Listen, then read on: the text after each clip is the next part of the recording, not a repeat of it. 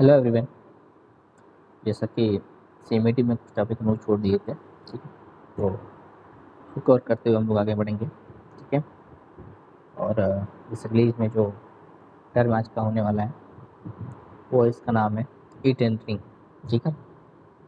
Subject का नाम है आपका सीएमईटी, ठीक है। और इसमें जो है आपका जो टॉपिक है वो आपका है ईट एंड ड्रिंक। क्या है? ई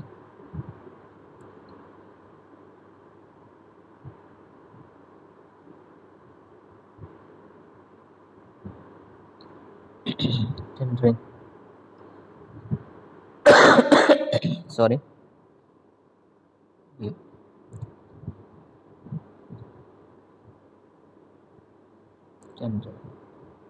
ठीक है। जो बेसिकली ईट एंड ड्रिंक है, ठीक है, भारत में जो आपका ईट एंड ड्रिंक की प्रक्रिया को यह सुनिश्चित करने के लिए डिज़ाइन किया गया है कि सरकार, ठीक है, या किसी विशेष ग्राहक के लिए जो किए जाने वाला कार्य निष्पक्ष तरीके से हो सके, ठीक है, निष्पक्ष तरीके से हो सके, निष्पक्ष निष्पक्ष निष्पक्ष तरीके से किया जा सके, ठीक है। इस बात को आप लोग याद रखिएगा, ठीक है। जैसे एक निविदा को हम क्या करते हैं कि कुछ कार्यों के करने या निश्चित मूल्य पर माल की पूर्ति करने प्रस्ताव के रूप में क्या करते हैं हम लोग पारित करते हैं, ठीक है, या किया जा सकता है। जनरली एक निविदा जो होता है आपका प्रक्रिया के प्रारंभिक चरण में, ठीक है, प्रक्रिया के प्रारंभिक चरण में ठेकेदारों को एक विशिष्ट समय सीमा के द्वारा, ठीक है, याद रखना, एक विशिष्ट समय सीमा के दौरान निर्माण के लिए या विशिष्ट और विशेष रूप से डिजाइन की गई सेवाओं या सामानों की आपूर्ति के लिए, ठीक है, बोलियां प्रस्तुत करने के लिए आमंत्रित किया जाता है, जैसा कि आपको पता है, ठीक है। लेकिन जो आपका ई टेंडरिंग है, इन्होंने ये कहा कि इसमें जो है आप किसी प्रकार का कोई प्रॉब्लम नहीं होगा और जो भी कार्य होगा वो बहुत ही निष्पक्ष तरीके से होगा, ठीक है। उदाहरण के लिए अगर हम देखें तो आपको पता है कि कुछ स्थानों पे क्या होते हैं कि खरीद नीतियाँ हो सकती हैं, ठीक है, जो उस स्थान की सरकार को निर्णय लेने के तरीकों के बारे में बताती हैं और जिसे स्वीकार करने के लिए निविदा होती है, ठीक है बालक, ओके। अच्छा, जैसा कि आपको हम बता दें, जो आपका ई टेंडरिंग प्रक्रिया होती है, ठीक है, ये जो टेंडरिंग प्रक्रिया होती है ये बहुत ही महत्वपूर्ण निर्णायक होती है, ठीक है, ये बहुत ही महत्वपूर्ण निर्णय है, ठीक है। क्या है? बहुत ही महत्वपूर्ण महत्वपूर्ण निर्णय है, ठीक है, महत्वपूर्ण निर्णय जिस पर बोली लगाने या निविदा को स्वीकार किया जाता है, ठीक है, जिस पर क्या होता है, जिस पर बोली लगाने जिस पर बोली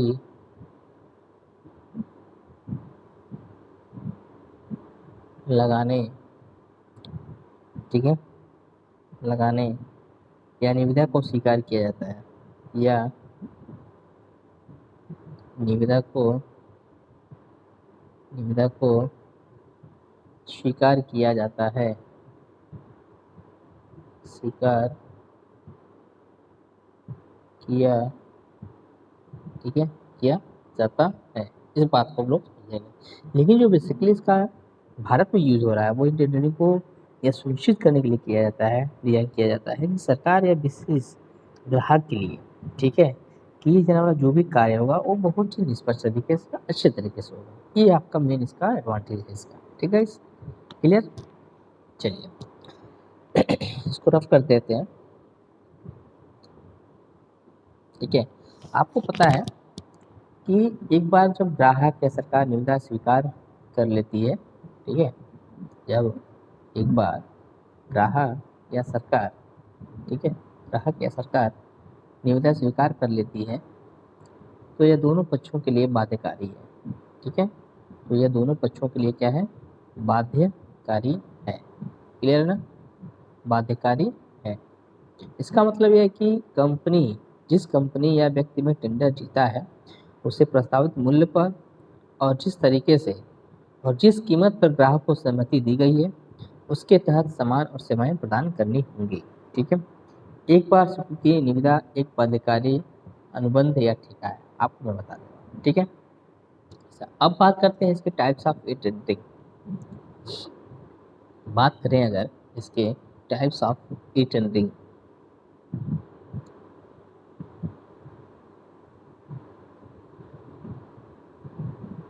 टाइप्स ऑफ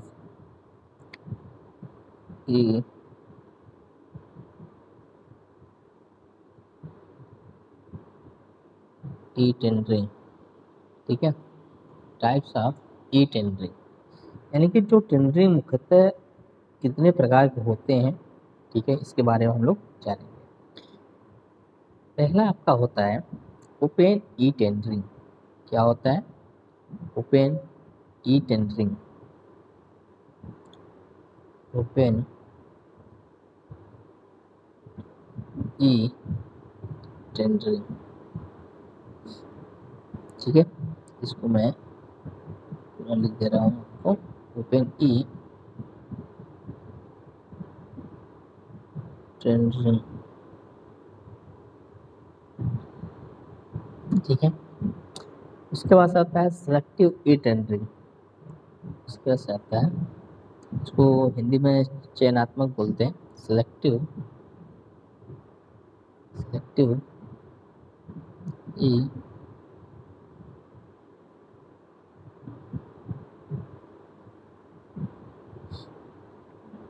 ई टेंडरिंग। ठीक है। निगोशिएशन ई टेंडरिंग यानी कि इसको बोलते हैं मोल भाव। ठीक है।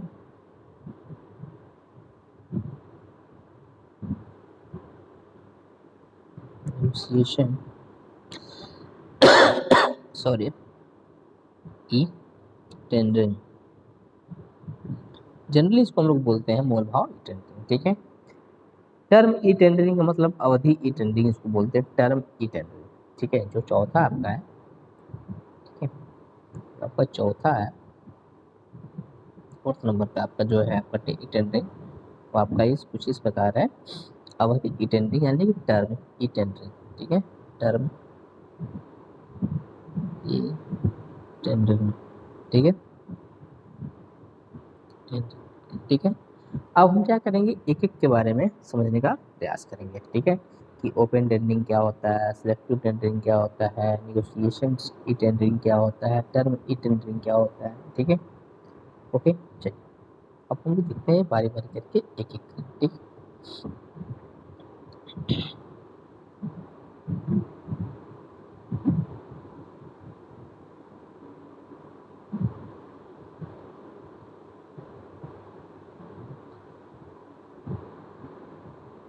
अब बात करते हैं पहला आपका ओपन ई टेंडरिंग।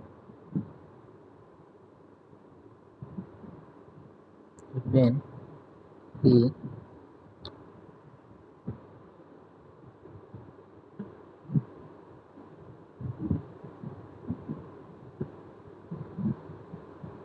टेंडरिंग। ठीक है।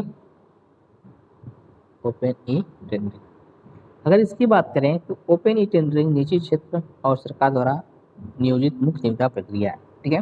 एक ऐसी प्रक्रिया है जो आपका ओपन ई टेंडरिंग प्रक्रिया है, आपका निजी क्षेत्र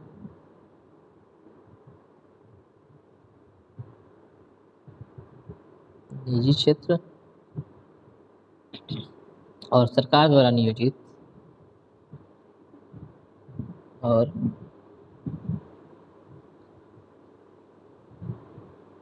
सरकार द्वारा नियोजित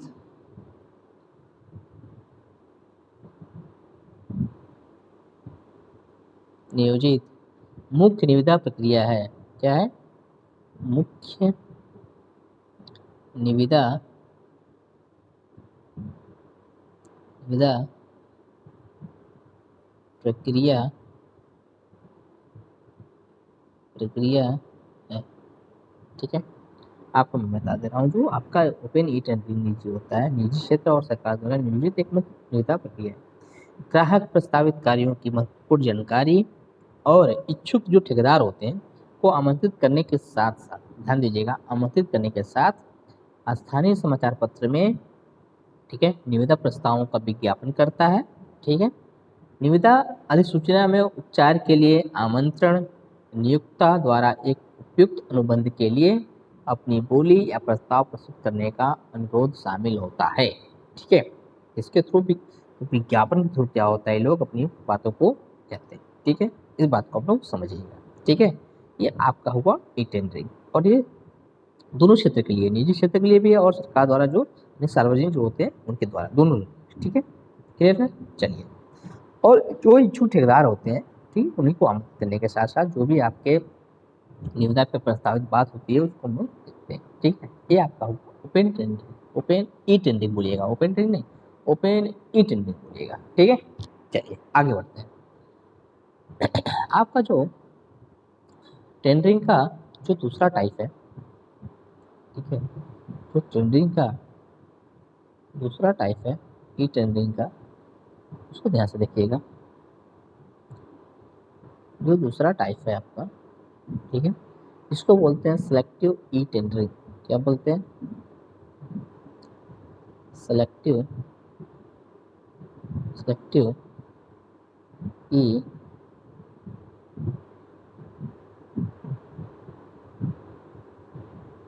टेंडरिंग। ठीक है, चलिए, ओके। सिलेक्टिव को हम जनरली बोलते हैं चयनात्मक ई टेंडरिंग। ठीक है, क्लियर है? चयनात्मक e tendering open e tendering की सीमा को संबोधित करने के लिए विकसित विकल्प हो सकता है। ठीक है, एक आपका क्या हो सकता है? विकसित विकल्प हो सकता है। यहाँ ठेकेदारों की सूची तैयार की जाती है। ठीक है, जो भी आपके ठेकेदार होते हैं, ठीक है, ठेकेदारों की, ठेकेदारों की, ठीक है, ठेकेदारों की क्या की जाती है? एक छोटी सूची तैयार की जाती है। ठीक है, ठेकेदारों की एक छोटी सूची, सूची तैयार की जाती है। ठीक है, और उन्हें निविदाएं प्रस्तुत करने के लिए आमंत्रित किया जाता है। ठीक है, उनको क्या किया जाता है? उनको भैया इनवाइट किया जाता है।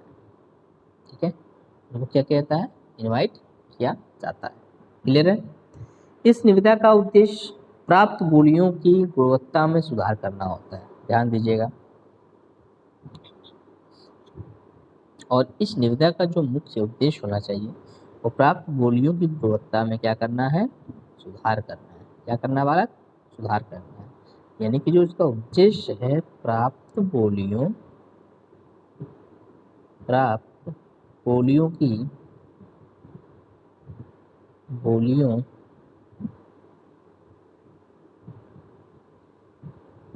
बोलियों की, बोलियों की गुणवत्ता में सुधार करना है।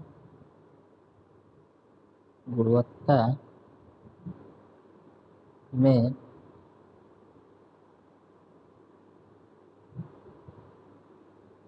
सुधार करना है,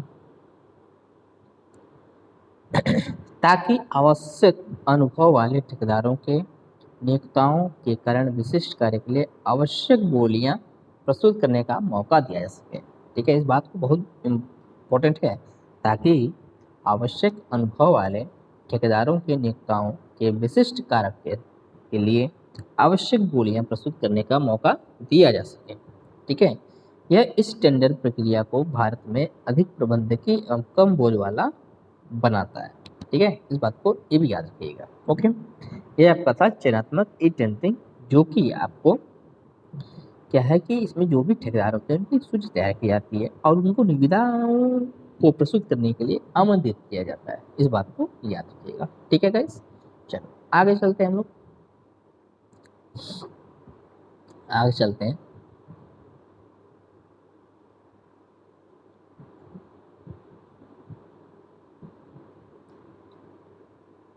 थर्ड, ठीक है, जिसको बोलते हैं निगोशिएशन विद ई टेंडरिंग, उसको बोलते हैं निगोशिएशन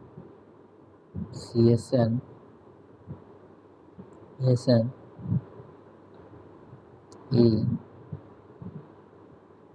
टेंडरिंग।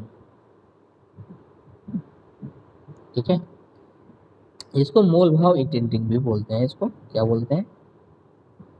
मोल भाव ई टेंडरिंग बोलते हैं इसको। ठीक है, ई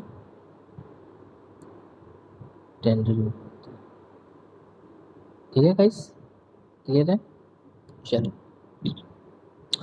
इस प्रकार की ई टेंडरिंग का उपयोग व्यापक रूप से इंजीनियरिंग और निर्माण उद्योग में विवादों के समाधान में किया जाता है। ठीक है, ध्यान से देखिएगा कहाँ पे किया जाता है। इस प्रकार के जो ई टेंडरिंग होता है आपका, व्यापक रूप से इंजीनियरिंग और निर्माण उद्योगों में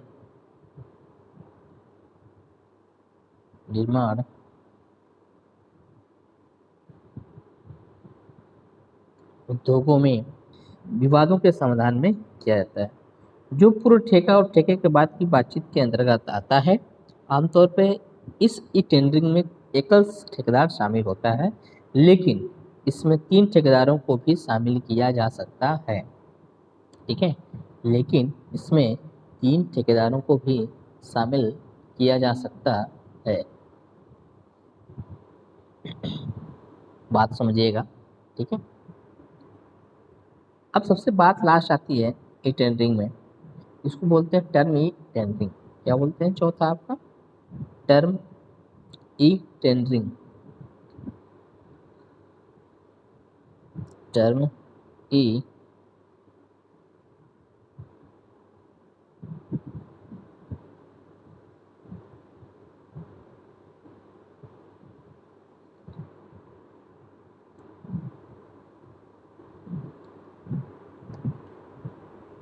इस टेंडरिंग का प्रयोग आमतौर पर उन योजनाओं में किया जाता है जिनमें भारी रखरखाव की आवश्यकता पड़ती है। ठीक है, ध्यान दीजिएगा। इस टेंडरिंग का प्रयोग आमतौर पर वहाँ किया जाता है, उन योजनाओं के लिए किया जाता है जिसमें क्या होता है, भारी रखरखाव की आवश्यकता होती है। ठीक है, ठेकेदार को विभिन्न स्थानों में विभिन्न भवनों की एक श्रृंखला को कवर करने के लिए कहा जाता है। ठीक है, यह अक्सर एक निश्चित समय के लिए सीमित होता है। ठीक है, एक निश्चित समय के लिए निश्चित समय के लिए सीमित होता है।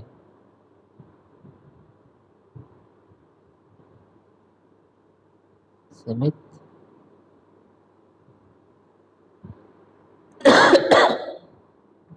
ठीक है, सीमित होता है। क्लियर है? चलिए, अब आगे बढ़े।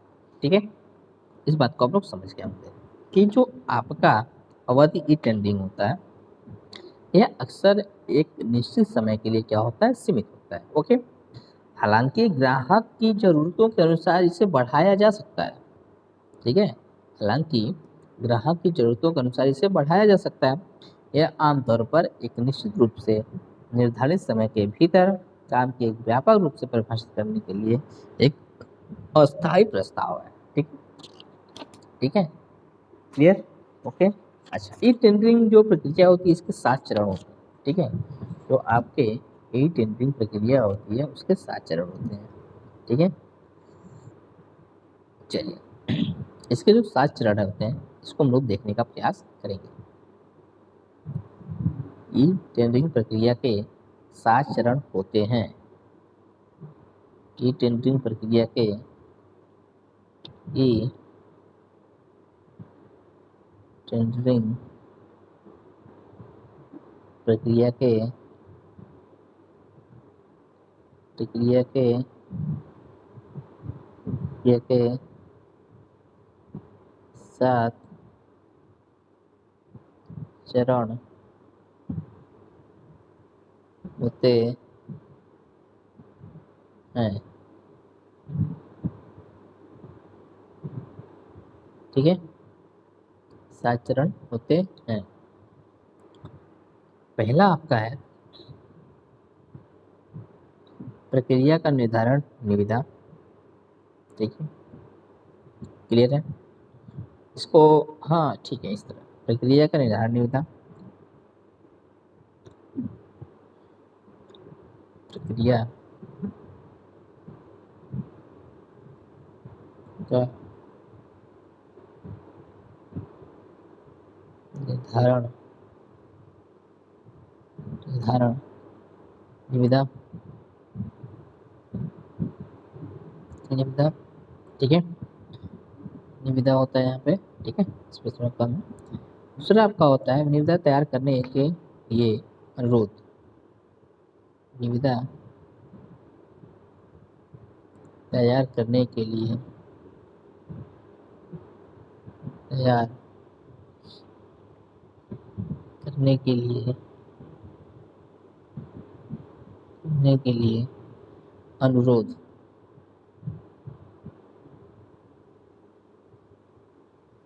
अनुरोध, ठीक है, दो हुआ।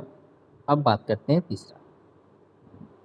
7 चरण है, हर चरण के बारे में थोड़ा थोड़ा देखेंगे क्या है इसके। ठीक है, तीसरा आपका है निविदाओं का आमंत्रण। ठीक है,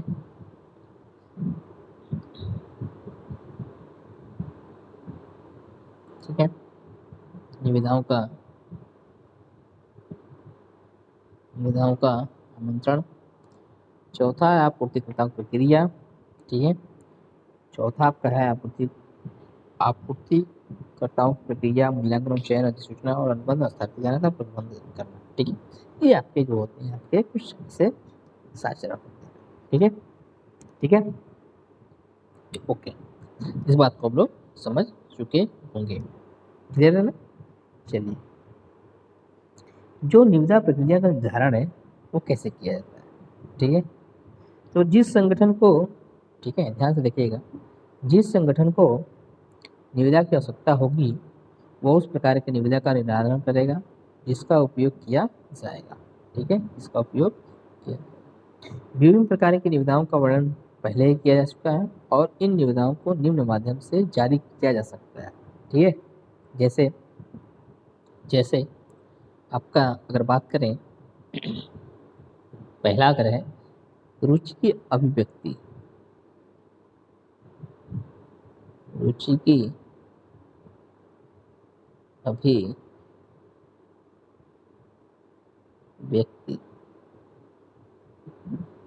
अभिव्यक्ति। दूसरा अगर बात करें जानकारी के लिए अनुरोध। जानकारी के लिए अनुरोध, अनुरोध।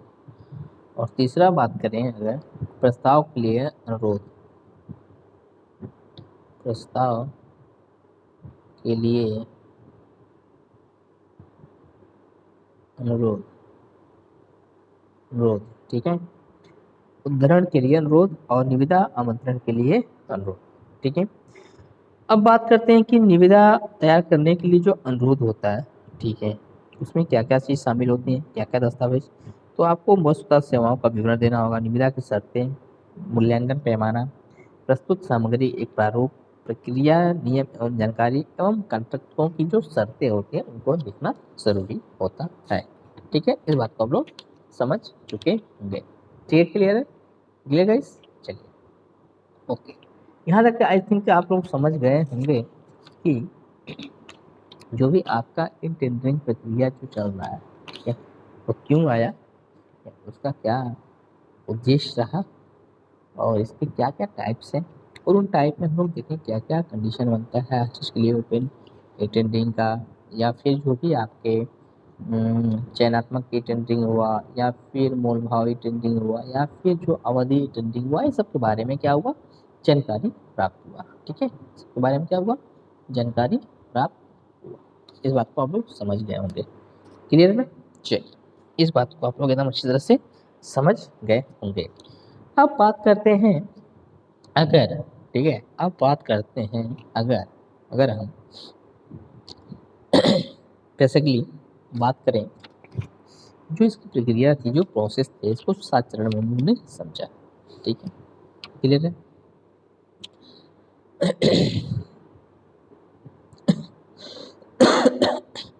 ठीक है, तो ये आपका जो टॉपिक था, छोटा सा टॉपिक था, अटेंडिंग था। और कॉन्टैक्ट में बता दिया था, इस टाइप ऑफ कॉन्टैक्ट 2 तरह से, कॉस्ट बेस्ड होता है, आपका प्राइस बेस्ड होता है। ठीक है, जो आपका कॉस्ट बेस्ड होता है, आपका कॉस्ट प्लस कॉन्ट्रैक्ट होता है, टारगेट कॉस्ट कॉन्ट्रैक्ट होता है। कीमत पर आधारित अगर बात करें तो यूनिट प्राइस कॉन्ट्रैक्ट होता है, लमसम कॉन्ट्रैक्ट होता है। ठीक है, ये बात हमने सुनी। उसके पहले हमने देखा था जो आपके प्री टेंडरिंग या प्री पोस्ट टेंडरिंग प्रोसीजर होता है, उसको हम लोगों ने समझा था। ठीक है, उसके बारे में हम लोग देखा था क्या क्या होता है। ठीक है, चलिए, आई होप कि इस बात को आप लोग समझ गए होंगे कि जो आपका ई टेंडरिंग प्रोसेसर होता है, वो कहीं ना कहीं आपके किसी भी कार्य को निष्पक्ष तरीके से, ठीक है, करने का मतलब दायित्व देता है। ये अच्छी कोई दिक्कत नहीं होता उसमें। ठीक है, कोई प्रॉब्लम नहीं है इस पर, कोई ऐसा नहीं कि हम उसको जैसे चाहे उसे पारित कर दे रहे हैं, नहीं, ऐसा नहीं, क्योंकि वो इतने इसलिए लाया गया भारत में कि वो जो आपका कार्य है वो निष्पक्ष तरीके से हो जाए। ठीक है, क्लियर, कोई किसी प्रकार की उसमें गड़बड़ी ना देने पाए। ठीक है, चलिए, आई होप कि आप लोग समझ गए होंगे। चलिए, अब बात करते हैं इसी चरण में, जो हम लोग का एक टॉपिक बचा हुआ था, आपका छोटा सा टॉपिक है, उसको हम लोग थोड़ा सा एक बार देख लेते हैं। ठीक है, हम लोग एक बार देख लेते हैं। छोटा सा टॉपिक है, उसको हम लोग एक बार देख लेते हैं। टॉपिक का नाम है आपका,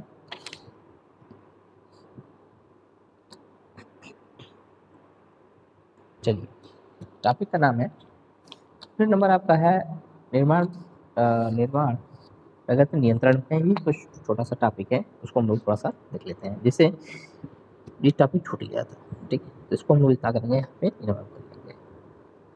ठीक है, चलिए, परियोजना की लागत और समय।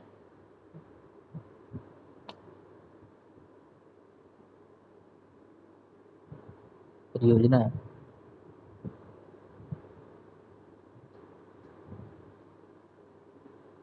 लागत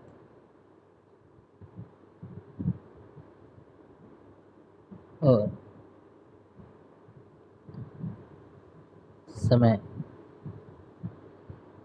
ठीक है, समय, ठीक है, परियोजना की लागत और समय, वे तत्व जिनके एक निर्माण परियोजना को नेटवर्क अनुसूचन के लिए उपविभाजित किया था, उन्हें हम लोग क्या करते हैं, क्रियाएं करते हैं। आपको पता होगा, इसका ऑलरेडी हम लोग पढ़ चुके हैं। एक क्रिया एक एकल कार्य चरण है, इसमें शुरू और अंत की तिथियों की पहचान की जाती है। ठीक है, एक क्रिया की अवधि वह अनुमानित समय है जो इसे पूरा करने के लिए आवश्यक होता है।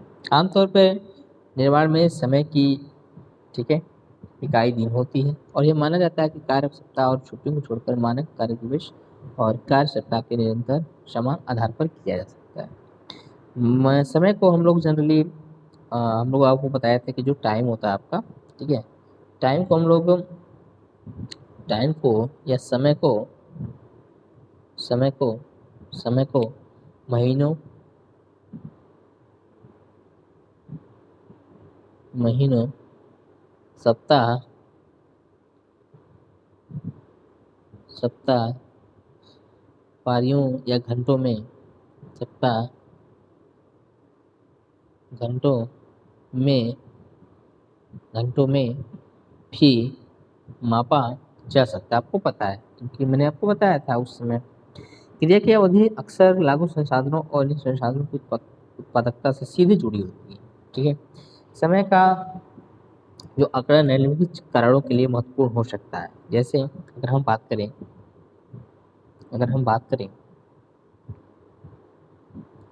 समय का जो आकलन है, वह निम्नलिखित कारणों से के लिए महत्वपूर्ण हो सकता है। पहला, परियोजना पूर्ण होने की तारीख की गणना करने के लिए समय का आकलन महत्वपूर्ण है।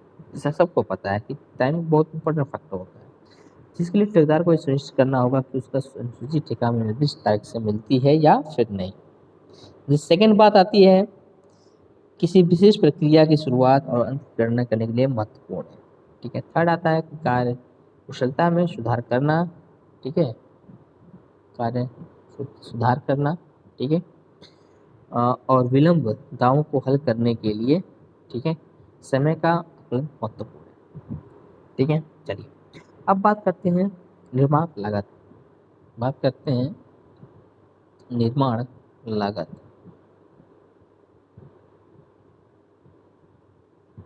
निर्माण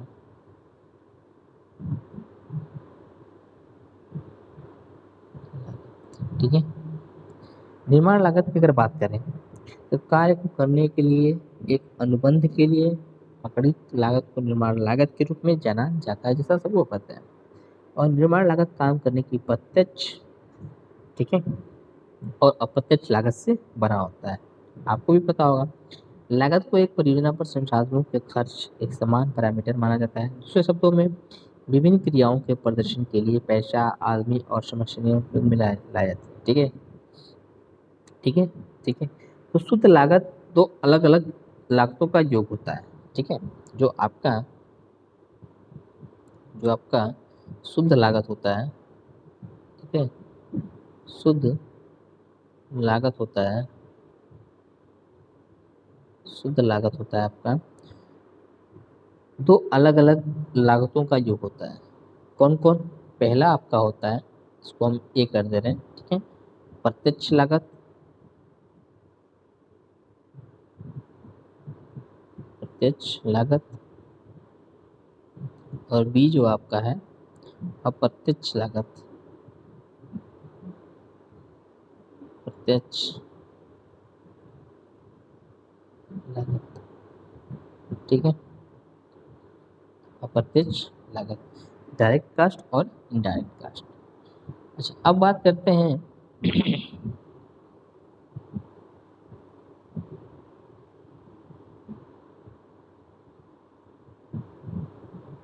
अब बात करते हैं पहला प्रत्यक्ष लागत।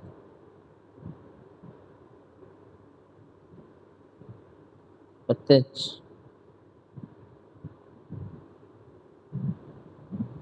लागत। प्रत्यक्ष लागत।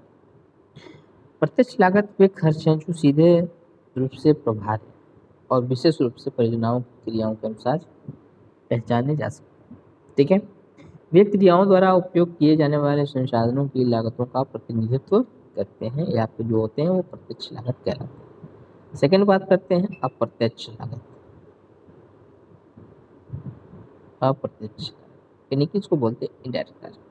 अप्रत्यक्ष लागत वे खर्च होते हैं जिन्हें विशेष रूप से पहचाना नहीं जाता है, लेकिन उन्हें किसी विशेष कार्य के साथ जोड़ा जाता है। ध्यान से देखिएगा, जिन्हें विशेष रूप से पहचान तो नहीं पाते हैं कि खर्च कहाँ पे आ रहा है क्या नहीं, लेकिन उन्हें किसी विशेष कार्यों के साथ क्या कर सकते हैं हम लोग? ऐड कर सकते हैं। क्या कर सकते हैं? उनके साथ जोड़ सकते हैं या जोड़ा जाता है। अप्रत्यक्ष लागत में कार्यस्थल प्रबंधन और पर्यवेक्षक, कार्यालयों, कैंटीन, ठीक है, भंडार शेड, ठीक है, अन्य परिवहन और अस्थायी सड़कों और सेवाओं को जोड़ा जाता है। ऐसा सामान्य श्रम जो सीधे उत्पादन से संबंधित नहीं है, उन्हें भी अप्रत्यक्ष लागत में जोड़ा जा सकता है या फिर जोड़ा जाता है।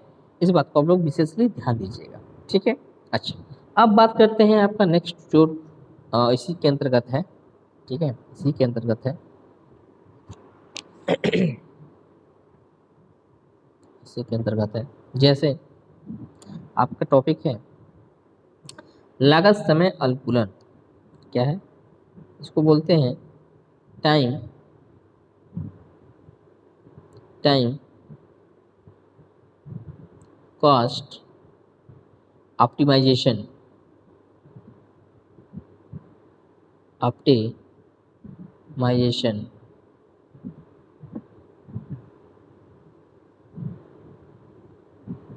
ऑप्टिमाइजेशन, ठीक है, यानी कि लागत समय अनुकूलन। लागत अनुकूलन एक प्रक्रिया है जिसे निर्माण अवधि के दौरान किया जाना चाहिए। ठीक है, ध्यान दीजिएगा, लागत लागत अनुकूलन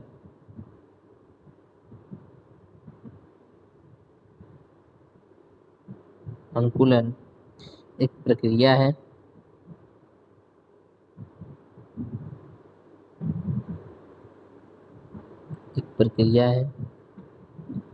जिसे निर्माण अवधि के दौरान जिसे निर्माण अवधि के दौरान अवधि के दौरान किया जाना चाहिए किया जाना चाहिए। इस बात को आप लोग समझने की बिल्कुल प्रयास करिए। जो आपका लागत अनुकूलन होता है, ठीक है, एक ऐसी प्रक्रिया है जिसे निर्माण अवधि के दौरान किया जाना चाहिए ताकि यह सुनिश्चित किया जा सके कि भवन की लागत आगत लागत सीमा के अंतर्गत या फिर अंदर रखी गई है। निर्माण क्षेत्र में समय की बचत को किसी तरह के अवसर में भी बदला जा सकता है, इसलिए सबसे कम निविदा मूल्य परियोजनाओं की सफलता के लिए एकमात्र दंड नहीं हो सकता है। इस प्रकार समय और लागत दोनों में समवर्ती अनुकूलन अत्यधिक शायद और वांछनीय चीज होती है। ठीक है, वांछनीय। इस बात को समझने का बिल्कुल प्रयास करिएगा आप लोग। ठीक है, चलिए।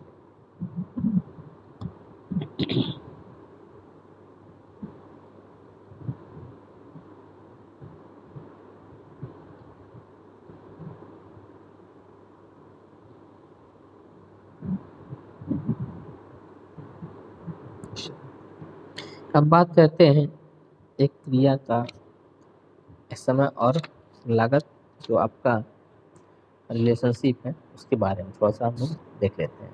ठीक है, ओके। और इसमें जो टॉपिक थोड़ा सा बचा हुआ है, थोड़ा सा बस जान लीजिए इसके बारे में। हम थोड़ा सा वटली बोल दे रहे हैं आपसे कि जो टाइम एंड कॉस्ट रिलेशनशिप आप किसी एक्टिविटी के लिए होता है वो आपका होता है किसी निर्माण स्थल पर लागत के नियंत्रण में लागत और समय के बीच संबंध एक महत्वपूर्ण पहलू होता है, आपको पता है। ठीक है, कार्यस्थल पर सामग्री, सेंस और श्रम से जुड़े सभी कार्यों को रिकॉर्ड करना महत्वपूर्ण है। यह ठेकेदारों को कार्यस्थल पर उपयोग किए गए संसाधनों की लागत और खर्चों को जानने में मदद करता है और इसकी तुलना प्रारंभिक लागत बजट से करता है। विभिन्न रिपोर्ट तकनीकों का उपयोग ठेकेदारों द्वारा किया जाता है जिसमें शामिल है दैनिक, साप्ताहिक या मासिक कार्ड। ठीक है, और कार्यस्थल दैनिक डायरी रिपोर्ट परियोजना बजट का अनुशोचन नियंत्रण के द्वारा इसमें और समय और लागत के बीच में संबंधों की जो जांच करके हम जनरली क्या कर सकते हैं, निर्धारण किया जा सकता है कि इन विचारों में से एक के बाद में निर्णय दूसरे में कैसे संबंधित है। ठीक है, ये आपको देखना पड़ेगा। ठीक है, चलिए। ये आज की जो आपका कुछ टॉपिक थोड़ा सा बचा हुआ था आपका नेक्स्ट जो कि आपका था निर्माण प्रगति नियंत्रण से, जिससे था निर्माण निर्माण प्रगति प्रगति नियंत्रण से। ठीक है, निर्माण प्रगति नियंत्रण से टॉपिक थोड़ा सा छूट गया था, इसके बारे में आप हम भी डिस्कशन कर लिए, जो कि बेसिकली आपका था कॉस्ट एंड टाइम प्रोजेक्ट से और टाइम कॉस्ट ऑप्टिमाइजेशन से। ठीक है, और कंस्ट्रक्शन कॉस्ट से, निर्माण लागत से। ठीक है, तो ये बेसिकली आपका था जिसमें डायरेक्ट कॉस्ट इनडायरेक्ट कॉस्ट वगैरह भी इन्वॉल्व इसमें था। ठीक है, आई थिंक आपको इस बात को समझने में कोई दिक्कत नहीं हुआ होगा। ठीक है, चलिए, आई होप कि आप समझ गए होंगे। ठीक है, और इसके पहले बात करें तो लेबर वेलफेयर हमने इसको देखा था, पेमेंट बेसिस एक्ट को देखा था, मिनिमम बेसिस एक्ट को देखा था और act relating to labour safety से रिलेटेड देखा था हमने। यानी कंस्ट्रक्शन जो आपका एक्टिविटी था इसमें आपका यूनिट नंबर आपका 5 में था। ठीक है, यूनिट नंबर 5 में आपका थे। ठीक है, श्रम कानून से रिलेटेड जो भी आपके वेतन भुगतान संबंधी थे या फिर न्यूनतम वेतन अधिनियम था। ठीक है, या फिर आपके श्रमिक क्षतिपूर्ति अधिनियम था, ठेका श्रमिक अधिनियम था। इसके बारे में थोड़ा सा हम नेक्स्ट वीडियो में क्या करेंगे, इसको थोड़ा सा चर्चा कर लेंगे यहाँ पे। ठीक है, लेबर लेजिस्लेशन से। ठीक है, क्लियर है। चलिए, इस बात को हम लोग आगे डिस्कस कर लेंगे। ठीक है, आई होप कि आपको वीडियो समझ में आया होगा